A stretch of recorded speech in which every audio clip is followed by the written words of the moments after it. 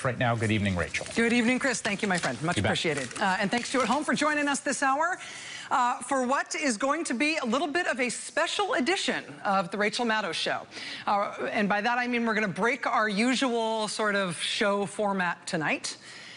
And the reason we are doing that is because I think we are at a place in the news right now that's a little bit beyond where I can help explain what's happening now. And particularly what's likely to happen next, and how serious this moment is for the country. Those are the things that I sort of see as the core of my job. But we're at a moment in the news right now where I feel like I need help to do my job. I need to bring to bear on what's going on in today's news some much more serious brain power than I can bring alone, and in particular, some much more serious experience on national security issues. So I'm going to explain here what's going on right now in the news that I think requires us to bring in the sort of experts who you are going to hear from later on in the show in just a couple of minutes. But then after I tell you why I'm approaching it this way today, we are going to bring those folks on, and they're going to stay here for a while for the rest of this hour. So that's just your fair warning. This is going to be a slightly different way than we usually do things here at the Rachel Maddow Show at this bat time in this bat channel. But here's where it starts. It starts last week at the summit between President Trump and Vladimir Putin of Russia. You believe that was only a week ago? That was only a week ago. There was a landmark moment in the question and answer period at the summit where the two presidents were asked questions by reporters. And a Reuters reporter named Jeff Mason stood up and asked a very direct and a very important question to Vladimir Putin. You probably remember this moment if you watched the summit that day or if you watched any of the news coverage thereafter. But just for the record, this is actually what happened in that moment. Options abound, and they all can be found in an President Putin, did you want President Trump to win the election, and did you direct any of your officials to help him do that? Yes, I did. Yes, I did. Because he talked about bringing the U.S.-Russia relationship back to normal. Okay, so that happened in real life in front of a room full of people, and it was covered live around the world. While this was happening, I had a flight I was supposed to catch that morning. I missed my flight, and I ended up unexpectedly driving a really long way during the whole press conference. I listened to that whole thing live on the radio as it happened. I remember it. It was only a week ago. This really happened. I heard it in my car. You saw it if you watched either the news coverage thereafter or if you watched it live. Every reporter in the room there witnessed it. Let's just nail this down. Let's do this one more time, except this time we'll put up the transcript of what happened right next to the Q&A. President Putin, did you want President Trump to win the election, and did you direct any of your officials to help him do that? Yes, I did. Yes, I did. Because he talked about bringing the U.S.-Russia relationship back to normal. Now, here's the reason I'm trying to nail this down as a recognizable part of our lived, shared reality as humans. Just put the transcript up there again. All right, this is the transcript of what you just saw happen at that press conference. Like, if you look at a real transcript of what happened, this is it. President Putin, did you want President Trump to win the election? Did you direct any of your officials to help him do that? Yes, I did. Yes, I did, because he talked about bringing the U.S.-Russia relationship back to normal. That's the real transcript of what actually happened. Now, as of right now, tonight, here is the official White House transcript of that same moment. You see that? In the White House transcript, look at what is missing.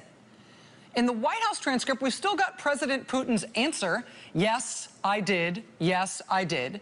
But the White House just dropped the question that he was actually answering there. The White House transcript has no reference to Jeff Mason from Reuters asking President Putin, did you want President Trump to win the election? That's not in the White House transcript. Now, reporter Yuri Friedman at The Atlantic magazine was first to report on this anomaly in the White House transcript right after it happened. And you know, sometimes transcripts are wrong.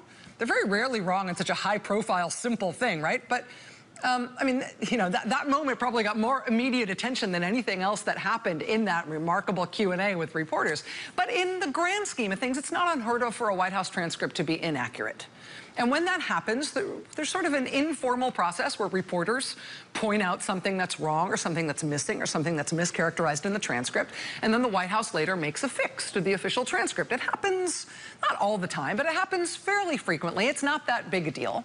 So after this incorrect transcript came out from the Trump and Putin summit with the question, did you want President Trump to win the election? With that gone from the transcript, The Atlantic published this criticism, noting that the transcript was wrong. And after The Atlantic first published this account, a lot of other news outlets picked it up, pointed out that the White House transcript was wrong. The White House is apparently not correcting it. It is still incorrect tonight. The incorrect transcript, dropping out the question when Putin is asked if he wanted Trump to win the election, and he said, yes, yes, I did. The incorrect transcript still stands tonight. And we can report tonight that the White House video of this exchange has also skillfully cut out that question from the Reuters reporter as if it didn't happen. So I'll show you them back to back here. I'll show you the real one first, and then I'll show you what the White House has posted online instead. Here first is the real one. Options abound,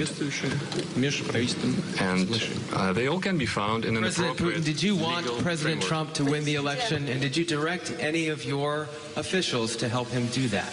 Yes, I did. Yes, I did. That's the real one. Now watch what the White House has posted online instead.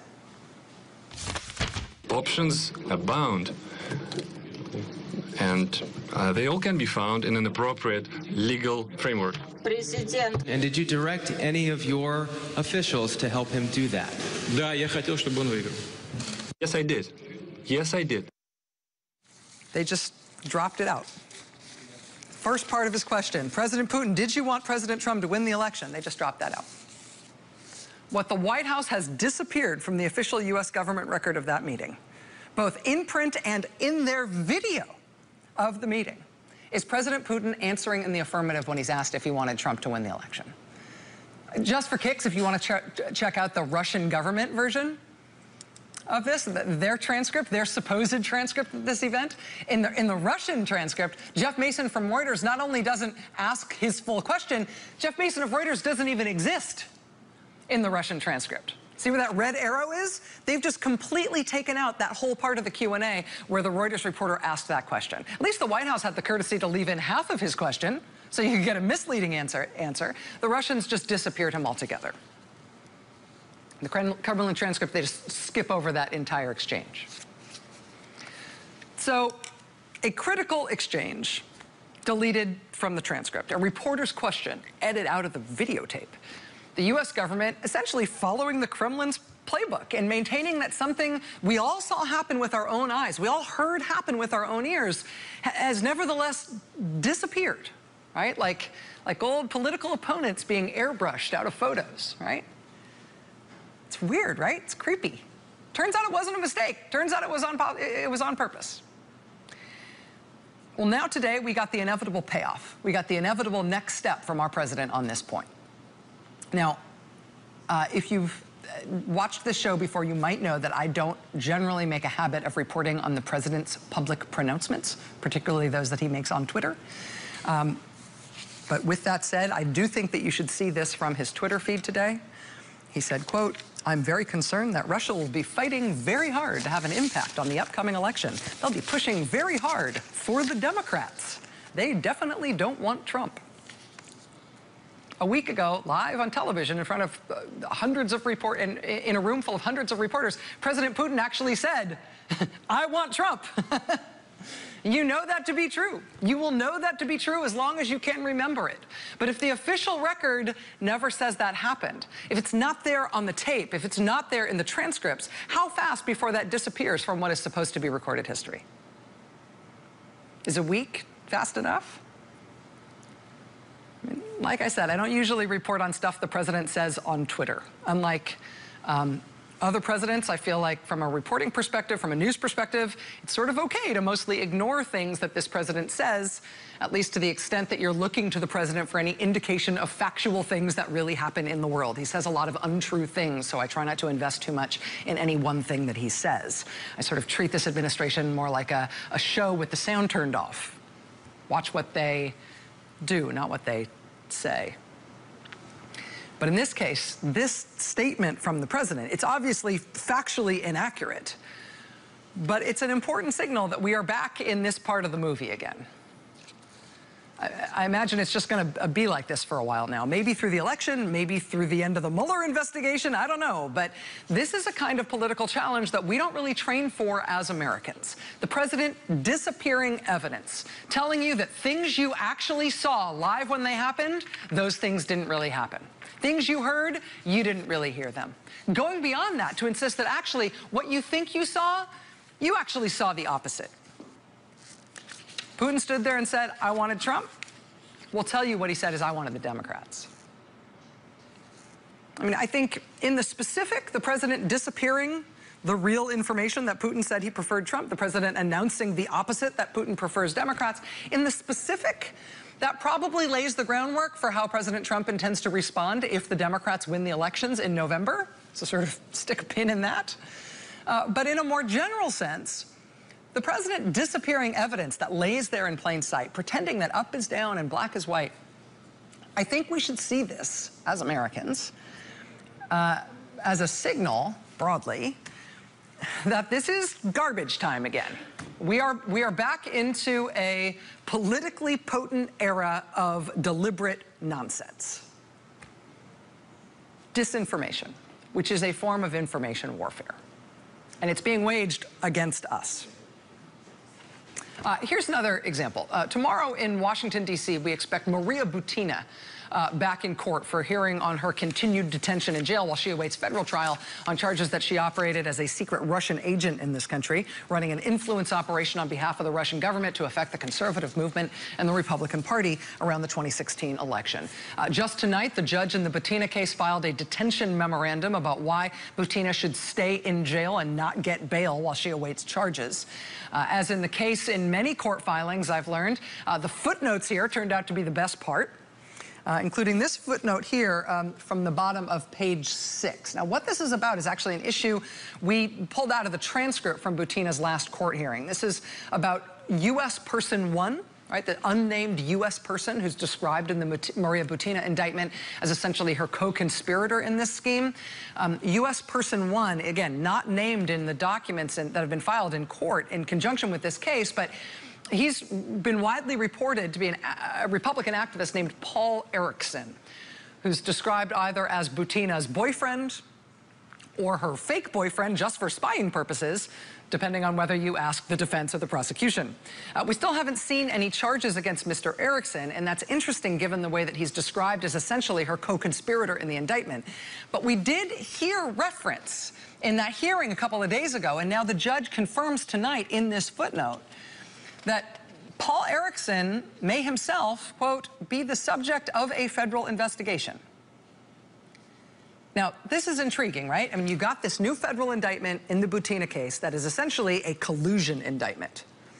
You've got a Russian citizen indicted and in jail. You got a U.S. person who's basically described as a co-conspirator in her scheme, who is, according to discussions in court, apparently he is the subject of a federal investigation of his own. And according to what's happened in court in the Butina case thus far, his purported girlfriend apparently offered to help investigators in their investigation of the guy who was supposedly her boyfriend, even though prosecutors say he really wasn't, right? So it's definitely intriguing about this case. It's potentially very important in terms of us understanding this case. If you were intrigued by this information about Maria Butina and her alleged boyfriend and her being in jail awaiting charges and him being an alleged co-conspirator and potentially being the subject of another federal investigation, I mean, this is the collusion case, right? It might make you want to look up some more information on these two characters. Well, their Wikipedia pages have been scrubbed clean. The Daily Beast tonight has a great report up on this, detailing dozens of edits to both of the Wikipedia pages for Maria Butina and for Paul Erickson, dropping all information about alleged ties to the Russian government, alleged efforts to broker meetings between Trump and Putin during the campaign, reported criminal history, reported business history between them, references to investigative reporting about Russian money being potentially funneled through the NRA. All of that is gone, all removed.